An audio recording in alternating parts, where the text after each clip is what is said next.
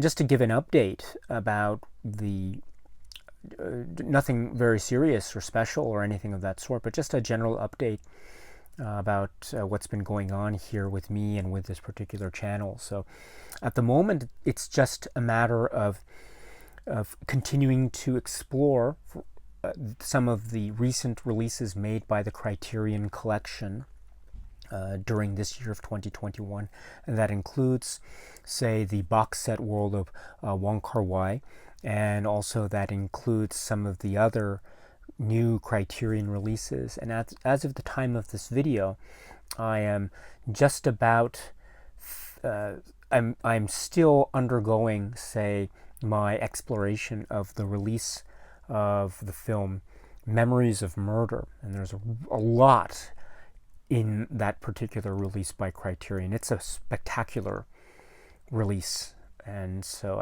I will do my best to try to formulate some thoughts and comments about that. But and then after that, I'll try to continue on with a number of the other releases from this year. But so far, it's been a very interesting year in terms of Criterion, so that's for sure.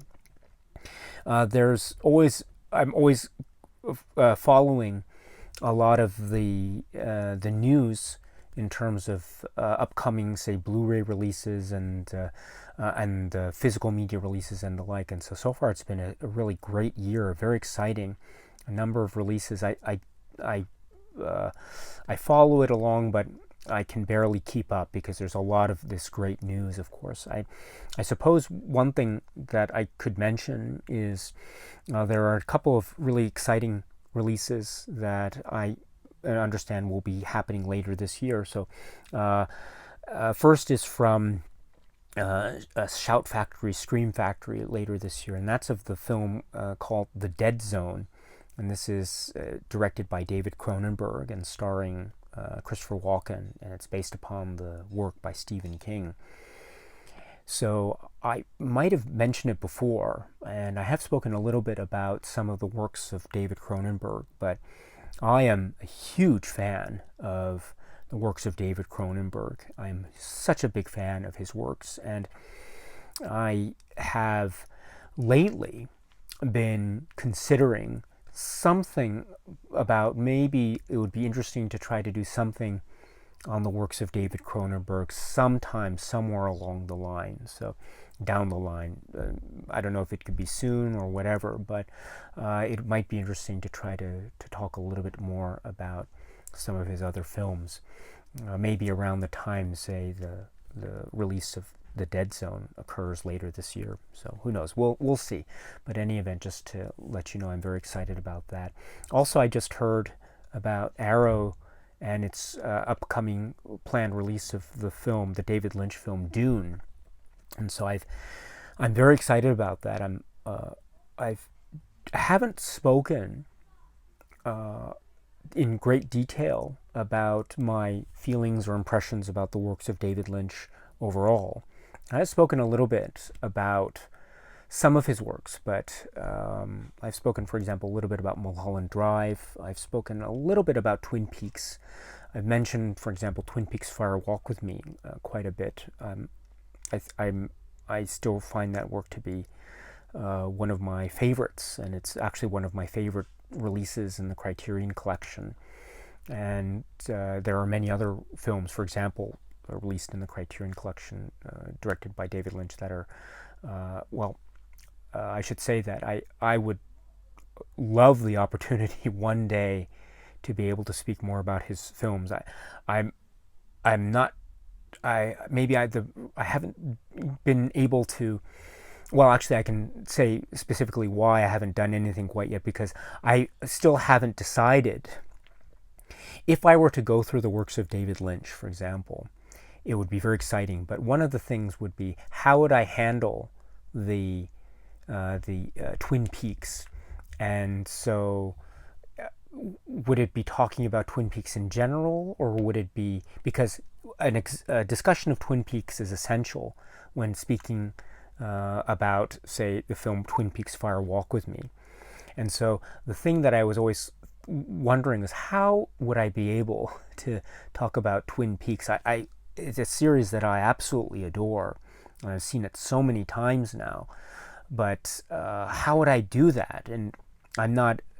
It's been spoken about so many times with great clarity and great precision by other commentators and reviewers and critics that are much more expert than I in the world of Lynch and in the context of Twin Peaks specifically. But in terms of, say, a discussion of his works, Twin Peaks is essential. But it then begs the question, how would that be done? And so I would think, oh, it would be great to go through Twin Peaks discussion per each episode or something like that, including the more recent return to the world of Twin Peaks, as we know.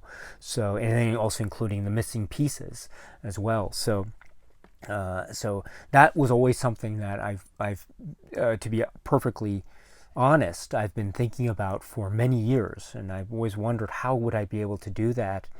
Would it be just a matter of, say, just sitting down and just talking about each of the episodes and just going through the series, and then from there going and then talking about, say, a little discussion about Twin Peaks Fire Walk with Me, and then maybe the missing pieces, and then maybe the new return, as it were.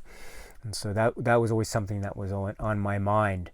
And so that was one of the main reasons, in fact, where I've always been hesitant, shall we say, to speak about the works of David Lynch. But just to let you know that it's been one of my dreams to be able to speak about his works, and maybe one of these days I'd like to be able to do that, even if it's just another film or so.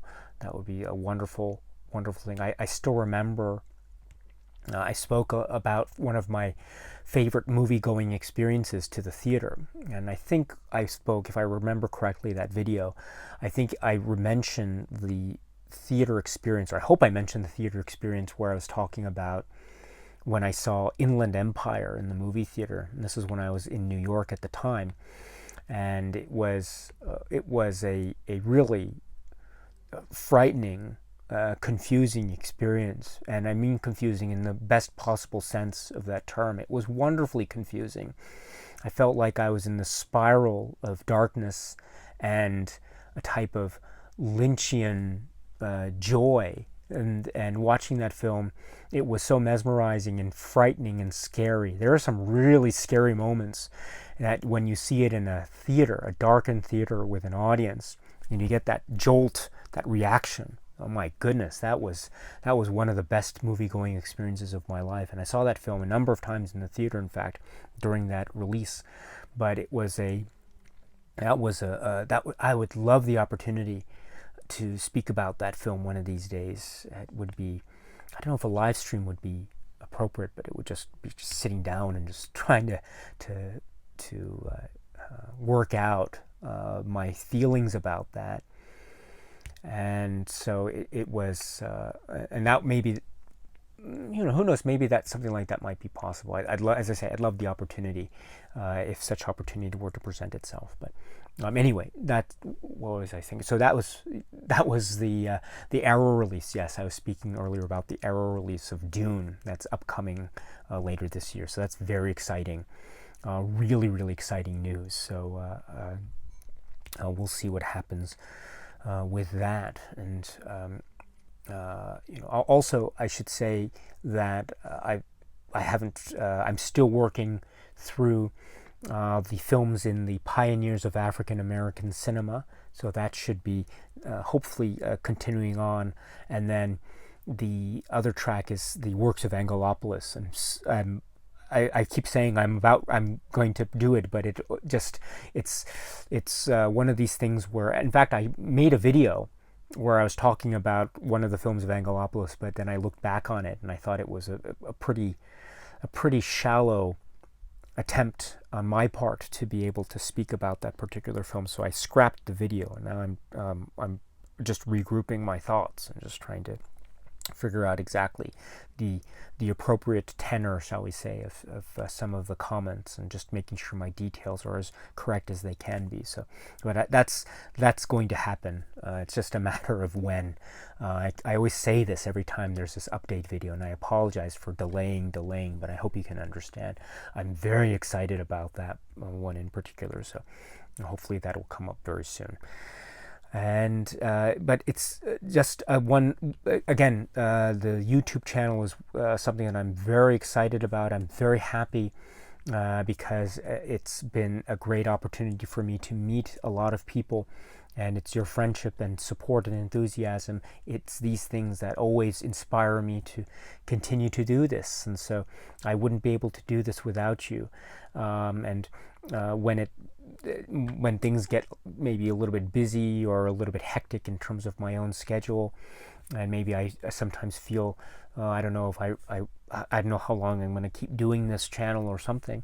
I always am lifted up by your enthusiasm and your graciousness, and the fact that you always welcome me into your film fan community. So I want to thank you very much for always welcoming me and making me feel at home. So I want to thank you for that. And so you always give me inspiration to carry on. So I will try to just carry on, and hopefully it'll provide me with yet more opportunity to be able to hear from you and to get your perspectives and to have you teach me about many things regarding this thing which we all love, which is cinema. So that's, I think, the state of things right now, and thank you very much for watching, my dear friends. It's always nice to see you, and I will look forward to seeing you again. But in the meantime, please be happy and healthy and well, and please keep on watching a lot of great movies. So thank you very much, and cheers.